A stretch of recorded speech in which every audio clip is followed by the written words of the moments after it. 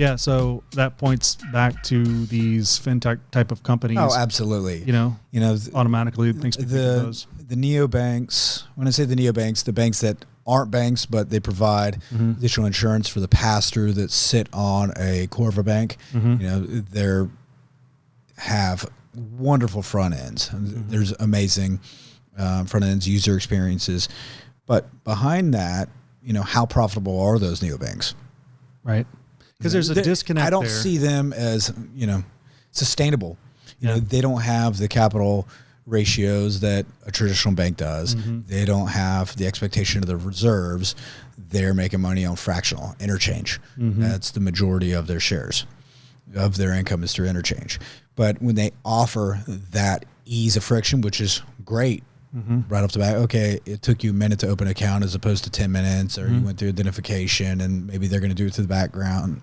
It's funny to me because, the whole business model is really built around solving the problem of opening an account quickly. But is that what people really care about? I mean, they do care about it, but do they care about it more?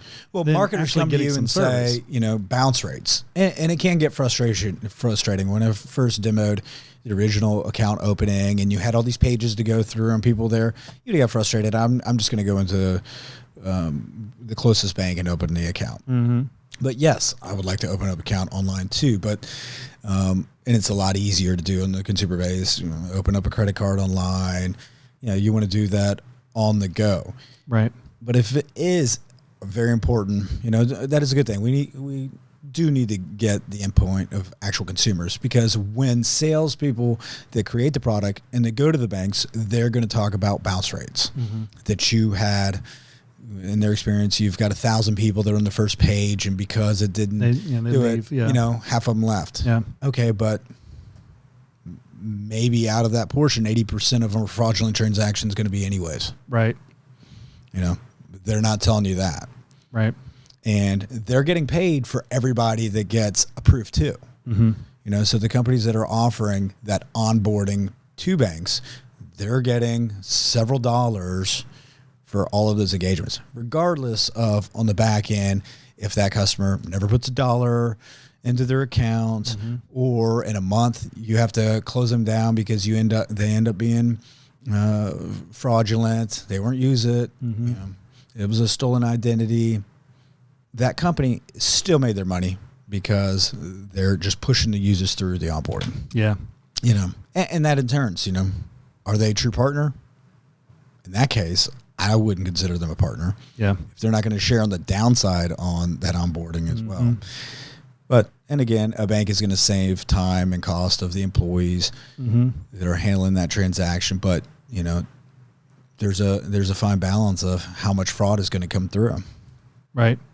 So if you were to speak to other banks, right, that are not digital banks, they're not fintech type startup banks, I think I would be interested to know, like, what would you say to them to how can they bridge this gap? Because to me, it seems like there's a gap between that front end offering and a back end service. And what it sounds like is it might be a core problem. Is it a problem in that if the core is not offering that service, then they're going to have to go outside. Or if their core technology is not offering competitive, they're going to have to go outside, and then it's going to have to be a connection. But when you have the onboarding of a new basic bank account, in this day and age, it's kind of hard to call them checking account because not a lot of checks. Hardly anybody writes checks. So bank account, the bank has to have a reasonable belief of the identity of that person.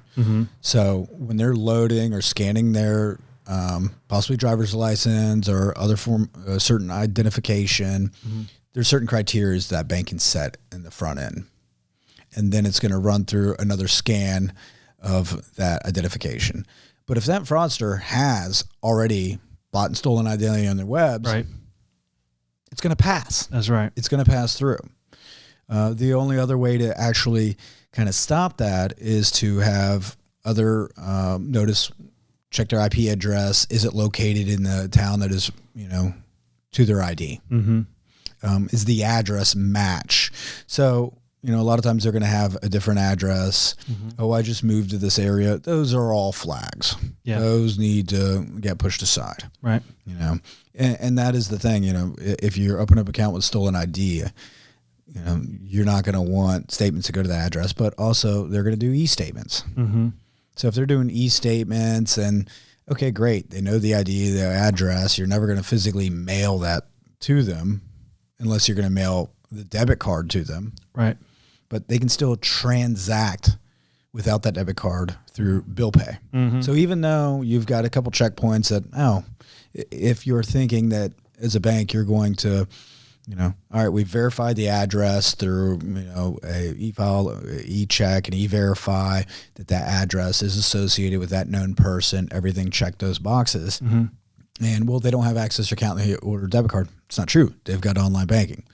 They can move money in through other means outside of that debit card. Yep. And it's I won't say the name of one of the neobanks, but I remember logging in a couple years ago, creating name, profile. I never even funded the account. I did the same thing. And in the next few days, I got a debit card. I did the same thing. I never got a card. I never heard anything from them, actually. I signed up for an account and just to kind of go through the process and nothing. Yeah. It's like, to me, if I'm, So banks are so scared of, they're also fear of missing out. And there's high success on the other end that we're seeing, but also in these neobanks, we don't have the vision of, we're seeing their valuations, but their valuations of the business is not correlating that. Are they actually making any money? Yes. So, the banks going into it, they're highly mistaking as far as how much extra money or savings they're really going to make. So, you've got to layer on the IP address. Is it associated to the address on file? Delay. And that's the other thing that does add friction. Do you immediately give them access to bill pay? Do you wait 30 days? Traditionally, banks wait 30 days before they'll hold everything coming in via check deposit. Okay. They're going to hold it for, customary, couple days, couple business days. They're going to hold all new deposits, unless it's ACH or, that causes other friction. forms. That causes friction. Exactly. So you're still causing friction. Yeah. But if that consumer is, that's not going to cause me, consumer, if I open up an account at another bank. I'm going to understand that, but I'm in the know. I'm going to deposit enough money to cover that day. If I'm making a deposit, I don't need all that money within a day. I don't. But, I'm also a CEO of a bank. I'm not living paycheck to paycheck. Right. So a majority of Americans are. So you've got that, checks and balance of friction right in there. So you've got to find that gauge and pay close attention to it.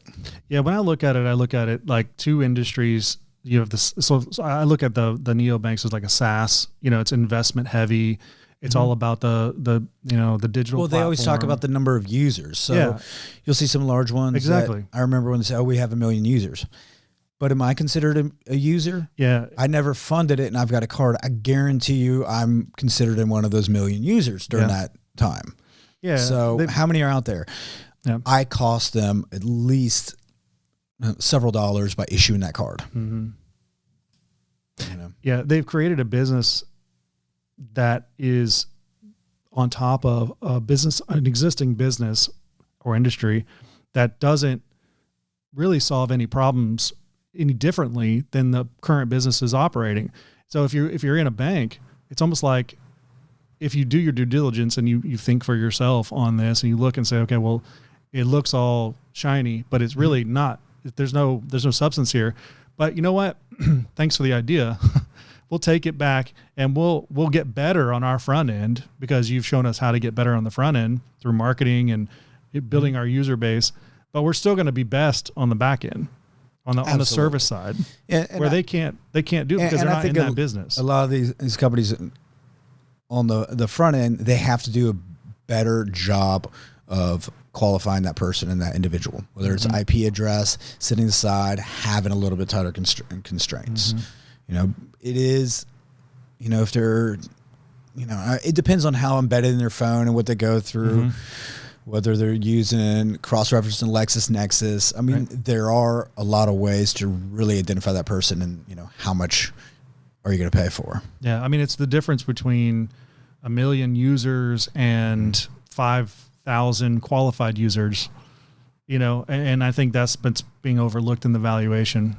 It's great that you have all the potential, the upside potential, but that how likely is that potential to play out? Because if you onboard a lot of fraudulent, that creates so much time. Chargebacks, you're having to hot card the debit card, cancel it.